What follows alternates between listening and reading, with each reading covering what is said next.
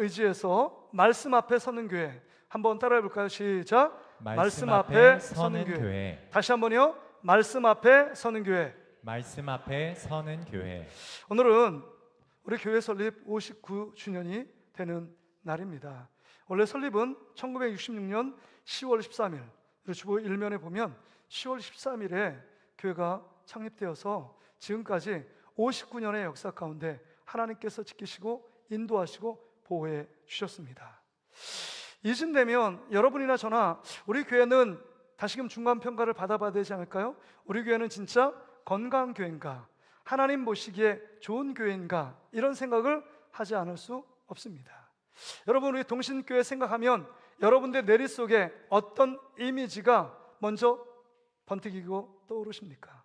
긍정적인 이미지, 따뜻한 이미지이십니까? 아니면 교회만 생각하면 좀 마음이 불편하고 부정적인 생각에 사로잡혀 있으십니까? 손을 들어 거수를 펴볼까요? 그거는 좀 그렇죠. 어떤 이미지로 여러분 떠오르십니까? 저는 목사이다 보니까 우리 교회가 이 59년 동안에 뭐 자리는 옮겨서 이 자리에 온 것은 벌써 25주년이 됐잖아요. 근데 뭐 조금씩 옮겼지만 이 가까운 곳에서 교회가 서 있는데 이 주변 사람 1단지, 2단지, 3단지 이 관악구 지역에 동신교회라는 이 교회는 어떻게 생각에 자리 잡고 있을까 참 궁금합니다. 좋은 교회일까? 아니면 나쁜 교회일까? 아니면 여러 가지 이웃을 잘 섬기는 교회야? 아니면 이웃을 불편하게 하는 교회야? 아니면 이웃 옆에 우리 교회는 없었으면 좋겠어. 뭐 이런 여러 가지 생각이 있을 수도 있습니다. 그런데 그 모든 생각보다 그 모든 생각을 다 뒤로하고 진짜 이 동신교회는 진짜 하나님의 평가하실 때 정말 아름다운 교회고 건강한 교회고 좋은 교회일까 하는 것입니다. 사람들의 평가도 참 중요합니다. 왜냐하면 전도하는데 평가가 부정적이면 되게 힘들거든요. 긍정적인 평가, 좋은 평가 이미지를 갖고 있으면 예수 믿으세요? 어디 나왔어요? 동신교회에서 왔는데 동신교회 알아요. 동신교회 참 좋은 교회예요. 이렇게 전도하면 들을 때 전도자가 참 기분이 좋고 신이 나거든요. 어디 나왔어요? 동신교회인데요. 에이, 이렇게 하면 마음이 막 너무 불편합니다. 그런데 사람의 평가도 중요하지만 하나님의 평가, 하나님의 시선에 우리 동신교회는 어떤 이미지로 머물러 있을까 하는 것입니다. 챗GPT에 제가 물어봤어요. 정말 건강한 교회, 하나님 보시기에 좋은 교회가 어떤 교회인가 물어보니까 3가지를 답변하더라고요. 이 3가지가 있는 교회가 좋은 교회래요. 첫째, 진리 위에 서 있는 교회. 진리가 너희를 자유케 하리라. 진리 위에 서 있는 교회. 두 번째는 사랑 위에 역사하는 교회. 사랑 위에 세워진 교회. 세 번째는 뭔지 아세요?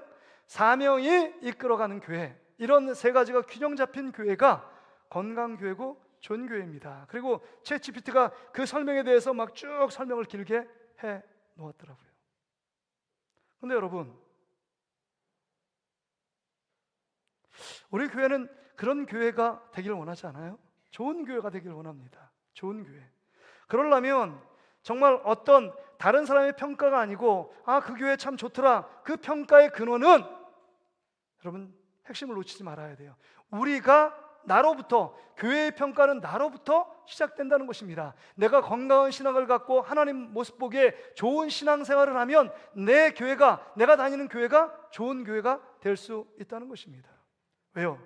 내가 교회이기 때문입니다. 그러기에 여러분, 좋은 교회 다니고 싶습니까? 좋은 이미지를 만들고 싶습니까? 정말 다른 사람, 다른 교회보다 따뜻한 교회, 정말 하나님이 역사하는 교회, 하나님이 눈길이 가는 교회로 만들고 싶다면 내가 변화되고 내가 먼저 하나님 앞에 은혜를 받고 내가 먼저 하나님 앞에 서야 한다는 것입니다. 할렐루야! 이거 기억하셔야 돼요. 오늘 본문에 보면 이런 내용이 나옵니다. 이스라엘 백성이 하나님께 범죄해서 우상 숭배를 하고 하나님 말씀에 떠났고 하나님을 거절했던 이스라엘 민족을 하나님이 사랑하심에 심판하고 징계하는 것 아닙니까? 사랑하기 때문에 징계하고 심판합니다. 그래서 그 당시 강대국인 바벨론에 70년간 포로로 생활합니다. 이 포로 생활은 엄청난 고통의 세월이요, 수치스럽고 괴로운 생활 아니겠습니까? 그럼에도 불구하고 하나님이 이스라엘 민족을 버리시지 않고 그 사랑의 품으로 다시금 고레스 칙령을 통해서 하나님의 놀라운 은혜 가운데 여러분 포로에서 이스라엘로 예루살렘으로 귀환하게 되는 놀라운 역사를 이룹니다. 이건 여러분 70년이면 2세대, 한 세대를 30년 치면은 2세대가 넘어간 거 아닙니까? 넘어갔는데 정말 거기서 그냥 묻혀서 살아갈 수밖에 없는 포로들이 하나님의 전능하신 힘으로 말미암아 그 왕국의 황제가요, 니들 고향으로 돌아가래요. 이건 있을 수 없는 일입니다. 하나님이 하신 일들이에요. 이사야 선지자가 얘기하기를 너는 70년 동안 포로 가지만 그 포로에서 돌아오게끔 하나님 만드신다라고 말씀하시는 거 아닙니까? 하나님의 전적인 은혜 가운데 여러분 돌아오게 됩니다. 1차 포로 귀환을 주도한 사람은 수룹바벨이라는 지도자입니다. 그 지도자가 솔로몬 성전보다는 좀 덜 화려한 성전을 재건합니다.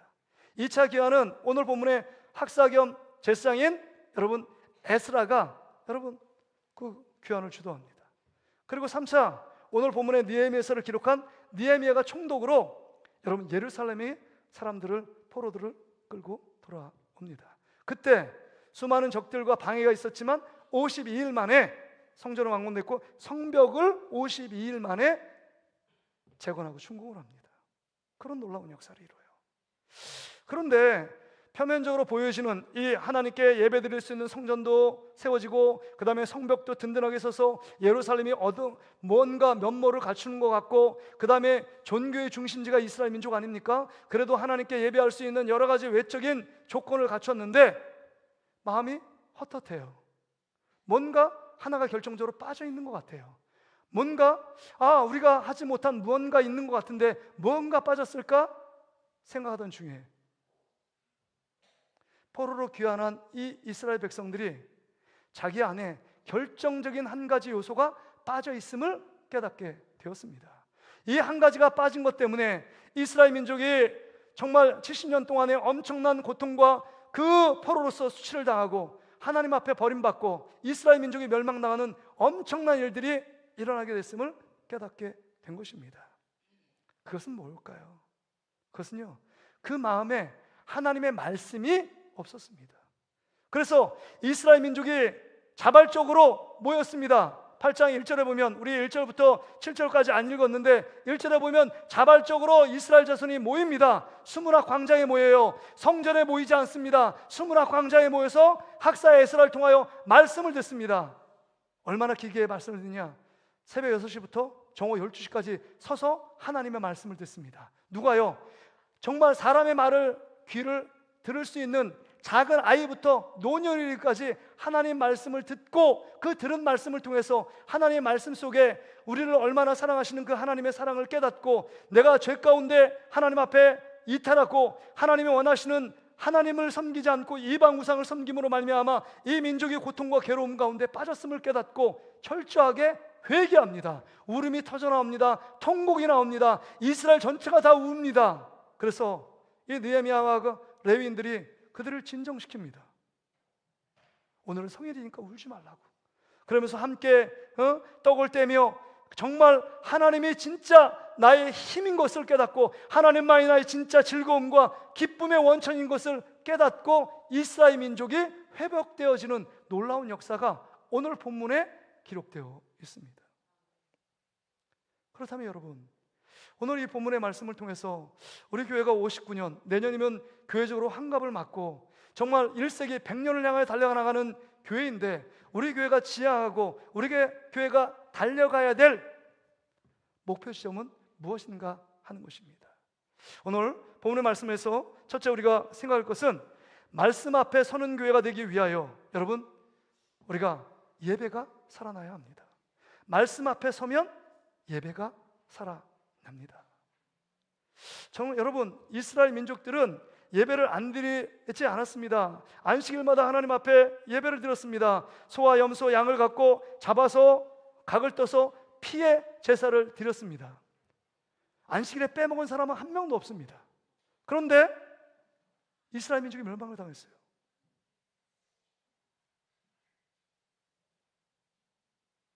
왜 그랬을까요?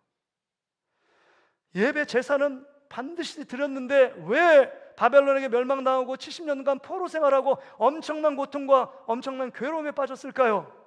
그 이유는 그들이 하나님 앞에 제사를 드리고 있음에도 불구하고 왜 이 예배를 받으시는 하나님이 누구인지를 알지 못했습니다. 또한 이렇게 늘 소, 양, 염소를 잡아서 드리지만 이 제물이 무엇을 상징하고 무엇을 의미하는지조차 알지 못했습니다. 형식은 있었고 늘 습관적인 제사는 있었어도 그 의미가 무엇인지, 내가 왜 드려야 되는지, 내가 왜 이 장소에 나와서 하나님 앞에 제사를 드려야 되는지 까마득하게 잊고 있었습니다. 우리의 모습이 이런 모습 아닐까요? 여러분도 주일날 맨날 앉아서 예배를 드리지 않습니까? 근데 예배를 받으시는 하나님을 생각하십니까? 예배를 받으시는 하나님, 내가 무엇에 마음의 초점을 두고 하나님을 예배하는 것인가? 사람 보러 오셨습니까? 그 다음에 일주일 동안 안 만난 사람들, 친구와 관계하고 교제하기 위해서 만났습니까? 정말 친한 친구는 교회 안에 있으니까 교회 안에서 관계를 형성하기 위해서 교회에 나오셨습니까? 이건 아니잖아요. 우리의 예배 속에 지금 이스라엘 민족들이 수문화 광장에 모였을 때 정말 회개의 눈물이 있었고, 그 다음에 통에 자복하는 눈물이 있었고, 회복의 눈물이 있었고, 감격의 눈물이 있었고, 감사의 눈물이 터져 나왔습니다. 진정한 예배가 회복되는 놀라운 역사가 그 가운데 나타났습니다. 전에 날마다 안식일 가운데 제사를 드릴 땐 감격과 기쁨, 회개의 눈물이 없었는데 수문화 광장에서 에스라를 통해서 말씀을 듣고 하나님이 누구인지, 왜 제사를 왜 내가 드려야 되는지, 이 제물의 의미가 무엇인지를 깨닫고 나니까 여러분, 감사의 눈물이 터지고 회개의 눈물이 터지고 진정한 감격의 눈물이 터져 나왔습니다. 주체할 수 없는 눈물이 흘렀습니다. 여러분, 우리 예배 속에 진정한 감격이 있고 감사가 있고 회개의 눈물이 있느냐? 우리 자신을 돌아보아야 합니다. 진짜 예배드림이 나의 기쁨이고 예배드림이 나의 힘이고 예배드림이 나의 능력이다 라고 고백할 수 있느냐 하는 것입니다. 형식이 있고 습관이 있고 외형적인 모습은 갖췄는데 우리 안에 내용인 하나님의 말씀이 드리워져 있지 않고 나를 사랑하신 주님의 마음이 드려져 있지 않다면 우리는 여러분 정말 핵심 빠진 외형적인 모습에 치우칠 수밖에 없다는 것입니다. 그러기에 오늘 우리 지금 이스라엘 백성 가운데 다시금 학사 에스라를 통하여 하시는 말씀을 듣고 그들이 진정한 예배자로 회개하고 복귀하는 놀라운 역사가 이 시간 가운데 일어났다고 하는 것입니다. 오늘 정말 창립 59주년을 맞이한 우리 사랑하는 성도들 가운데 다시 한번 우리의 예배가 살아있는 예배, 죽은 예배가 아니라 살아있는 예배를 드리는 여러분 되시기를 주의 이름으로 축복합니다. 정말 심각한 거 아닙니까? 예배가 똑같은 예배, 이 지금 몸이 여기 와 있는데 어떤 사람은 죽은 예배를 드리고 어떤 사람은 살아있는 예배를 드립니다. 아니 목사님, 죽은 예배가 있고 살아있는 예배가 있습니까? 예배는 예배이지? 아닙니다. 여러분, 가인의 예배는 하나님 받지 않는 죽은 예배였고 아벨의 제사는 하나님 받는 살아있는 예배였습니다. 그렇다면 여러분, 우리가 이 똑같은 장소에 예배하지만 어떤 사람은 죽은 예배, 어떤 산 예배를 드린다면 우리는 반드시 하나님이 기뻐하시는 살아있는 예배, 하나님과 교통하는 예배, 하나님을 기억하는 예배, 하나님께 초점을 맞추며 하나님께 영광 돌리는 예배를 드리는 여러분 되시기를 주의 이름으로 축복합니다. 그러기 위해서는 여러분 핵심이 빠지면 안 돼요. 성전, 제사, 제사장, 이 모든 것은 구약의 제물들은 상징에 불과합니다. 소와 양, 염소 상징에 불과합니다. 그 모든 것을 완성하실 분은 실체는 뭡니까? 그림자가 있다면 실체가 있어야 되잖아요. 실체는 우리를 구원하신 예수 그리스도인 줄 믿습니다. 말씀을 통해서 예수 그리스도가 어떤 분이신지, 나의 죄를 위해서 십자가에서 죽으시고 살을 찢고 피를 흘려 3일 만에 부활하시고 보좌 우편에서 우리를 위하여 기도하시며 중보하시는 분이 예수 그리스도입니다. 그러기에 이 자리에 나와 하나님께 예배하는 것은 나를 구원하신 하나님께 감사의 제사를 드리는 시간인 줄 믿습니다. 나 같은 죄인을, 나 같은 쓸데없는 죄인을, 나같이 극악무도한 죄인을, 나같이 철저한 죄인을 하나님께서 우리를 사랑해서 예수 그리스도를 보내주셔서 대신 그 죄를 짊어지고 십자가에 죽게 하심으로 그를 믿는 자 안에 구원과 영생의 길을 열어주신 그 하나님과 예수 그리스도를 바라보며 하나님께 제사하는 것, 이게 진정한 예배의 회복이라는 사실입니다.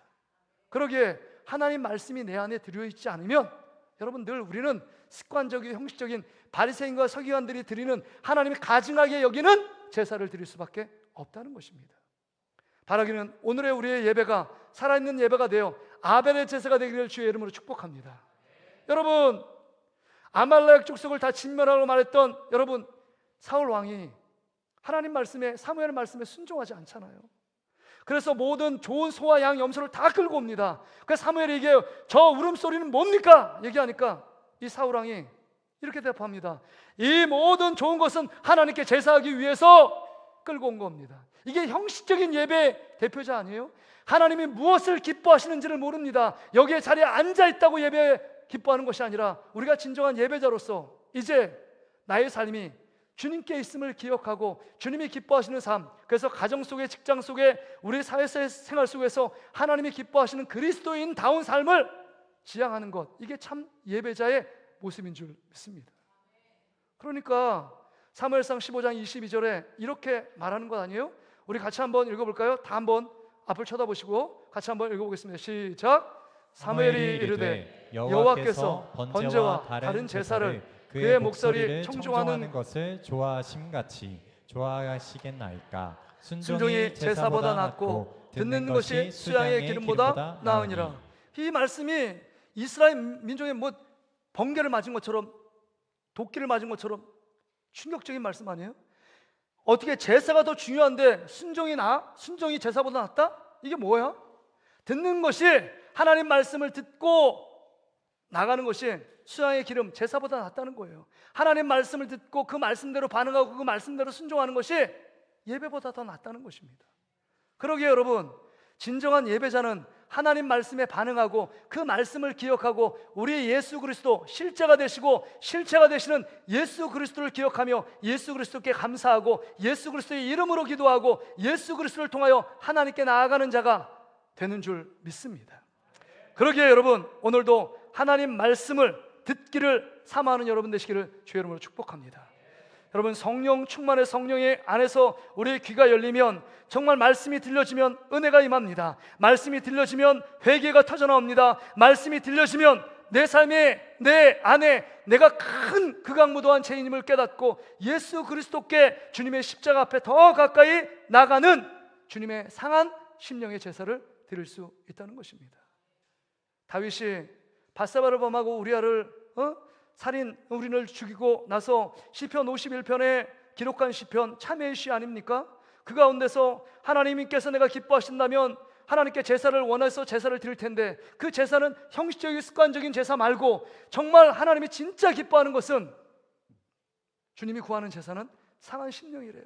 네가 철저히 죄인임을 깨닫고 말씀을 통해서 네가 얼마나 네가 말하고 생각하고 행동하는 것이 죄인 줄 알고 정말 주님의 은혜가 필요합니다. 주님의 도우심이 필요합니다. 주님이 나를 붙잡아 주시지 않으면 나는 살 수 없습니다. 주님이 함께 하셔야 내가 의미 있고 가치 있는 인생 됩니다. 그 상한 심령의 제사를 주님이 우리 가운데 원하신다고 하나님 말씀을 통해서 듣고 다윗이 철저하게 회개하며 고백하고 있습니다.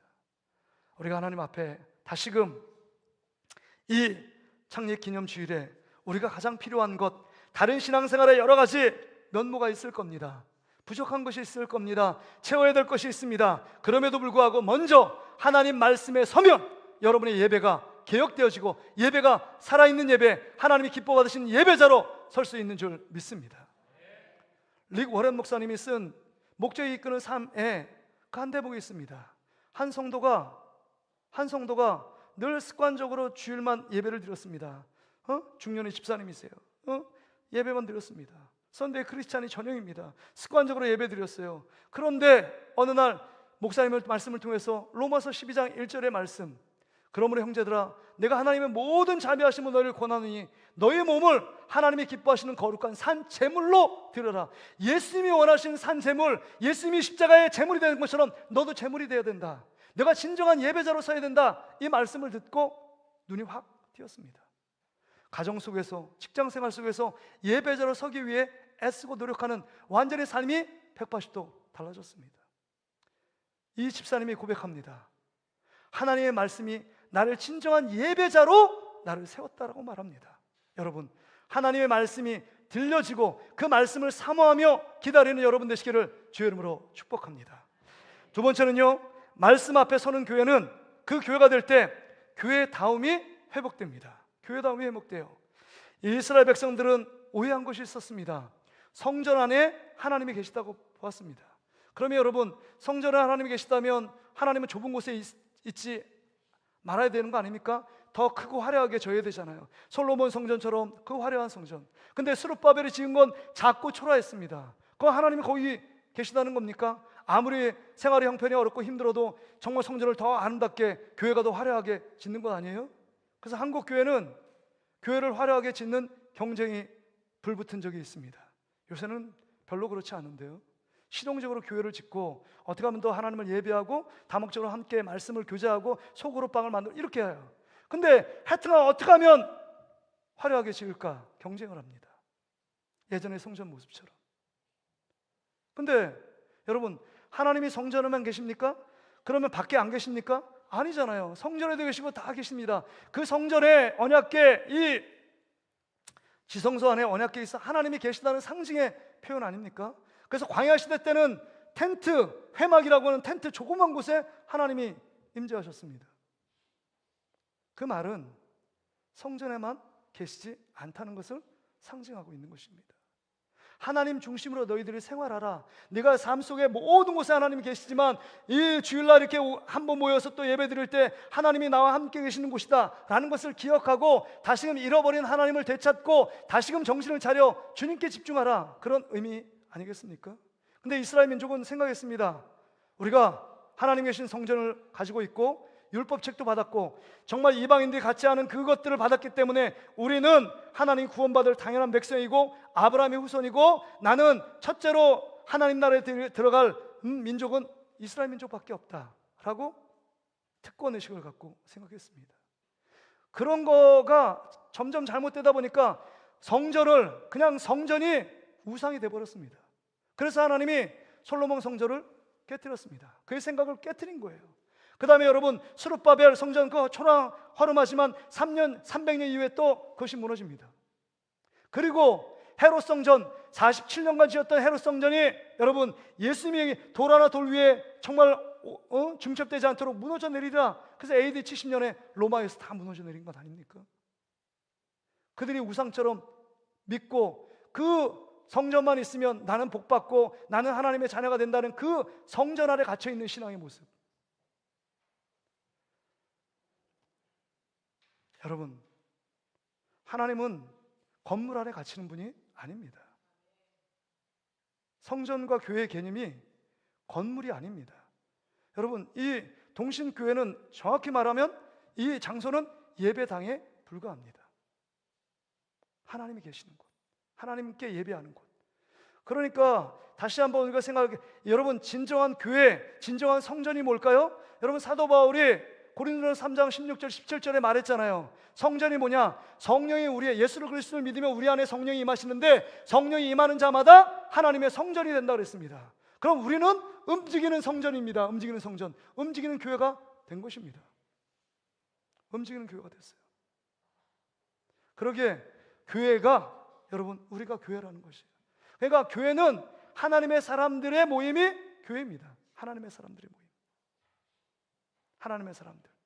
그런데 여러분 어떻게 하나님의 사람들이 돼요? 하나님의 말씀을 듣고 회개하고 예수 그리스도를 받아들일 때 하나님의 사람이 되는 거 아닙니까? 그 교회는 하나님의 사람들의 모임인데 그 하나님의 사람들의 특징은 말씀을 사모하는 사람들의 특징이 교회라는 것입니다. 교회가 세워진다. 그럼 말씀 위에 교회가 세워지지 않으면 교회는 허물어지고 마는 것입니다. 그래서 여러분 우리 하나님의 사람들은 어떻게 하나님의 사람이 되었느냐?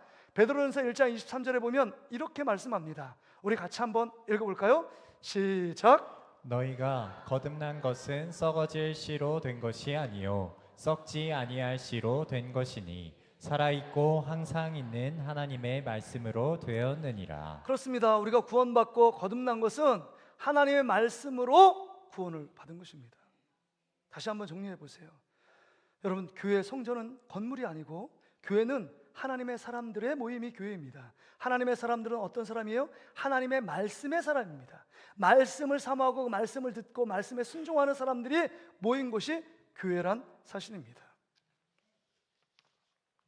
팀 켈러 목사님이 리디머 교회들을 개척하고 뉴욕에 교회를 개척하신 목사님인데요, 그 목사님이 이런 말씀을 했습니다. 짧은 말인데 너무 우리 마음에 확 박히는 말씀이에요.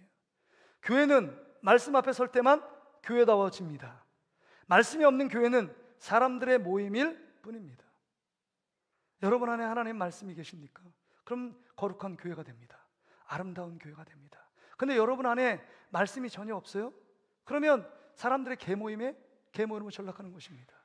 그러니까 여러분 모임 속에 정말 여러 가지 세상적인 자랑, 고민 있고 갈등 있고, 그런 이유는 하나님의 말씀이 그 안에 있지 아니하고 내 안에 욕심, 내가 원하는 대로 기관을 인도하고 내가 원하는 대로 어떤 것을 주장 나가니까 사람마다 갈등이 있는 것입니다. 우리는 그 모든 갈등 다 잠재우고 내 마음에 하나님의 말씀이 있을 때 그 말씀이 우리를 이끌어가는 것, 그것이 교회요, 성도요, 또 하나님이 원하시는 성전의 모습이라는 것입니다.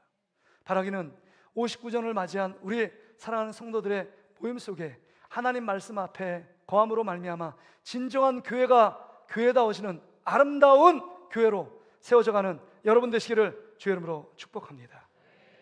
그래서 여러분, 이 아름다운 교회의 모습이 8장 9절에 보면 말씀을 듣고 에스라를 통해서 엄청난 회개의 눈물이 터졌습니다. 회개를 흘리고 나서 보니까 10절에 보니까 이제는 여호와를 인하여 기뻐하는 것이 너의 힘이다. 하나님만이 나의 기쁨이며 하나님만이 나의 전부이며 하나님만이 나의 힘이다 라고 고백하며 예배를 받으시는 하나님을 지금 정확하게 알고 믿고 예배하고 있습니다. 이게 진정한 교회의 모습이라는 것입니다. 우리가 초점을 맞추고 나가야 될 것, 그것이 무엇이냐? 내 안에 하나님 말씀이 거하고 있는가? 교회다움을 잃지 않기 위해 나는 세상의 모든 것들을 뒤로하고 하나님 말씀을 붙들고 살아가고 있는가 하는 것입니다. 에베소 교회는 사도 바울이 1년 6개월 동안 거기서 말씀을 가르쳤습니다. 그래서 어떤 표현을 쓰냐? 이 에베소 교회가 말씀이 흥황하여 세력을 얻었다, 이런 말을 씁니다. 세력이라는 것은 어떤 정치적인 세력 아니면 군사적인 세력, 이렇게 말하는데 그 세력의 힘이 뭐냐? 세상 가운데 없는 하나님의 말씀이 그 다음에 흥화하였고 세력을 얻었다, 이렇게 말씀하고 있습니다. 우리 교회가 이 시대 가운데 이 동심교회가 정말 작지만 하나님의 말씀이 거함으로 정말 흥하는 교회, 세력을 얻는 교회로 나가기를 주의 이름으로 축복합니다. 마지막으로요, 말씀 앞에 서는 교회는 진정한 사역이 일어나는 교회가 될 수 있다는 겁니다. 아까 서두에 우리가 여러분 수룹바벨은 성전을 재건했습니다.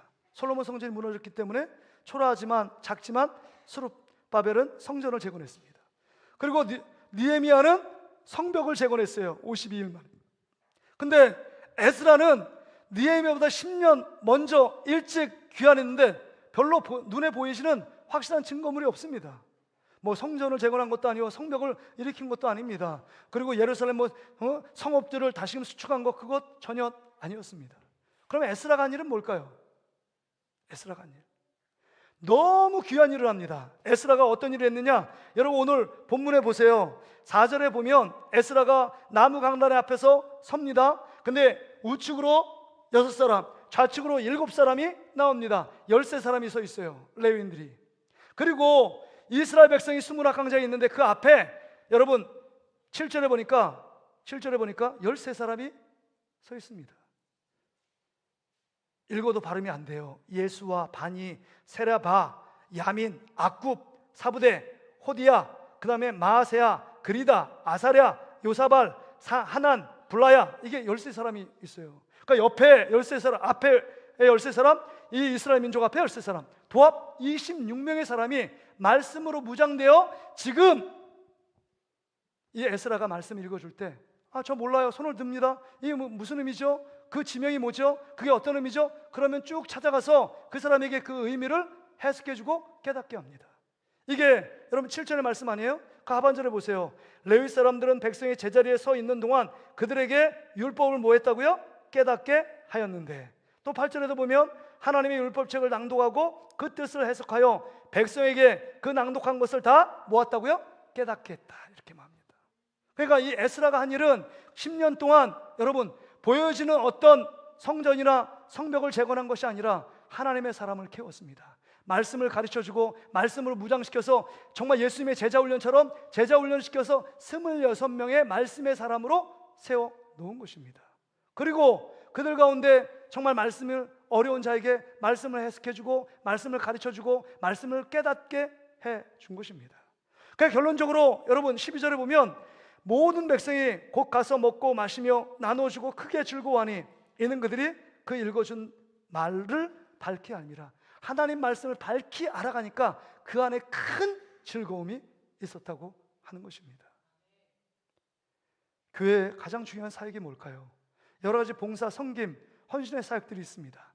그럼에도 불구하고 목사인, 담임 목사인 저부터 하나님 말씀을 선포하고 말씀을 가르치고 해석해 주는 사역, 이게 너무 중요한 것입니다.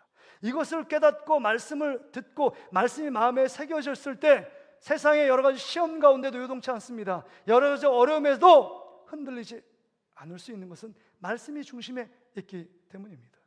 우리 교육자들이 그래서 말씀을 가르쳐주는 사역이 제일 중요한 사역이에요. 근데 여러분, 교육자들만 말씀을 가르치는 사역을 합니까? 우리 교사들 어때요? 우리 학생들의 눈높이에서 아이들에게 잘 지도하고 가르쳐줍니다. 여러분, 목자들이 우리 목원들을 잘 그렇게 이렇게 살면 안 된다고, 이렇게 오늘 목사님 말씀한 것처럼 이렇게 살아야 된다, 이렇게 지도하고 바른 길을 제시해 주는 것 아닙니까? 기관장들도 마찬가지 아닙니까?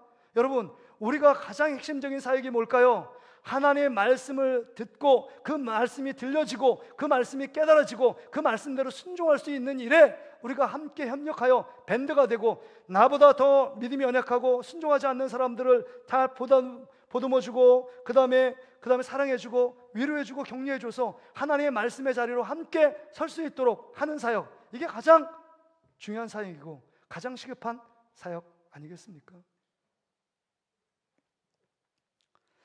그런 사역들의 기초를 놓기 위해서 또 우리 가을 성경교육 프로그램 아닙니까?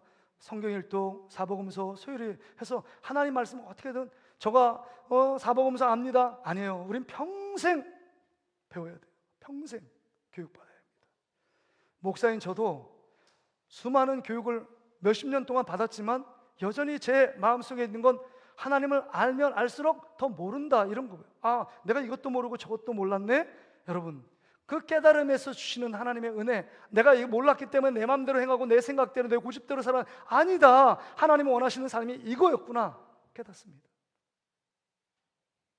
그 말씀 위에, 가르치는 사역의 말씀 위에 바로 세워질 때 이스라엘 민족 가운데 큰 기쁨이 있었고, 그것을 받은 말씀을 통해서 정말 구체적인 삶의 현장에서 봉사하고 헌신의 자리로 나갈 수 있는 것입니다. 근데 말씀이 없이 봉사하고 말씀이 없이 예배하고 말씀이 없이 기도하고 말씀이 없이 여러분 어떤 직분자가 되면 늘 마음에 섭섭함, 갈등, 위로, 갈등, 고민, 괴로움이 있어요. 왜냐하면 말씀이 내 안에 없으니까요.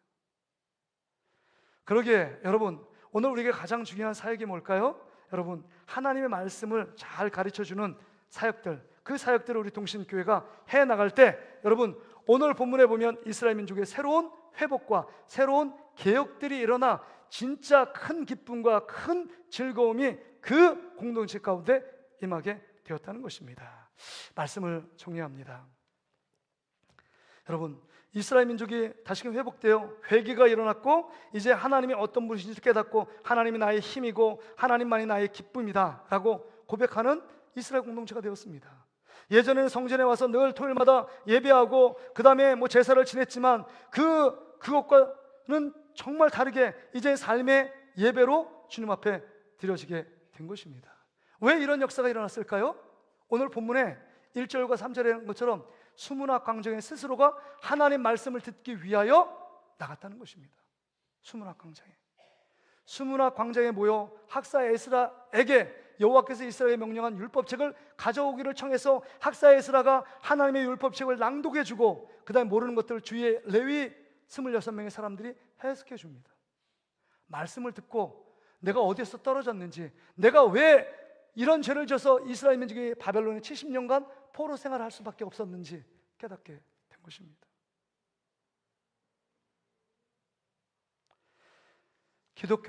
교회가 여러분, 흥황한 것은 하나님 말씀이 살아있을 때 여러분 교회가 흥황했습니다. 근데 하나님 말씀을 버리고 하나님 말씀을 찾지 않고 하나님 말씀을 읽지 않고 하나님 말씀을 듣지 않을 때 교회가 타락되고 기독교가 부패했습니다. 종교 개혁을 일으켰던 여러분 루터나 칼빈을 보면 그때의 캐치프레이즈가 뭐냐? 오직 성경으로, back to the Bible, 성경으로 돌아가라. 라틴어 성경이 있었는데 라틴어 그냥 안에 있는 성직자 몇 명 외에는 말씀을 읽지 못했습니다. 말씀이 없는 신앙생활을 할 수밖에 없었습니다. 그러니까 교회가 엄청 부패하고 썩었습니다. 이제 루터가 독일어로 성경을 번역합니다. 칼빈이 번역합니다. 그래서 모든 성도들이 하나님 말씀을 읽을 수 있도록, 들을 수 있도록 만듭니다.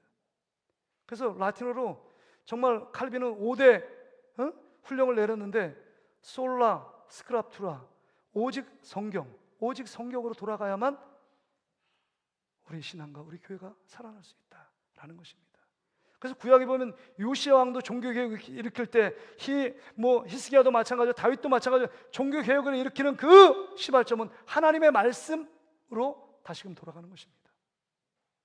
여러분, 우리가 신앙생활 오래 해서 뭔가 교회의 문화는 아는데 우리 핵심은 하나님 말씀이 빠져있는 우리 생활 아닙니까? 뭔가 예배를 드렸지만 허전함이 있지는 않습니까? 뭔가 열심을 하는데 우리 마음에 뭔가 든든한 우리 마음의 위로, 평강을 얻지 못할 때가 있지 않으십니까? 이것은 여러분 마음에 하나님 말씀이 빠져있기 때문입니다.